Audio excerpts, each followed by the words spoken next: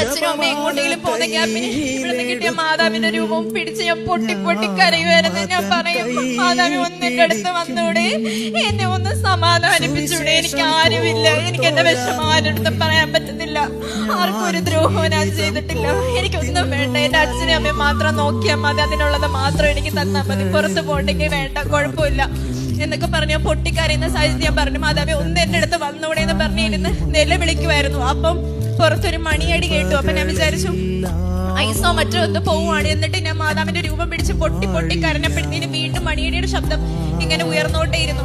അങ്ങനെ ഞാൻ വാതിൽ തുറന്ന് കരഞ്ഞോടി ഞാൻ നേരെ റോഡിലോട്ട് ഓടി. എന്തുവാന്നറിയാൻ വേണ്ടി ഞാൻ നേരെ റോഡിലോട്ട് ഓടി ചെന്നപ്പോ ഞാൻ കാണുന്നത് ഒരു മാതാവിന്റെ രൂപമാണ്. ഞങ്ങളുടെ വീടിന്റെ അടുത്തുള്ളൊരു പള്ളിയില് പെരുന്നാൾ സംബന്ധിച്ച് പ്രദക്ഷിണത്തിനായി ഒരു മാതാവിന്റെ രൂപം എല്ലാ വീടുകളിലും കൊണ്ടുവെക്കുമായിരുന്നു. ഞാൻ ചെന്ന് നോക്കിയപ്പോ ആ രൂപം കണ്ടപ്പം എനിക്ക് എന്ത് പറയണോന്ന് അറിഞ്ഞൂടെ. ഞാൻ പറയുണ്ടായി, മാതാവേ ഒന്ന് എന്റെ അടുത്ത് വരണേന്ന്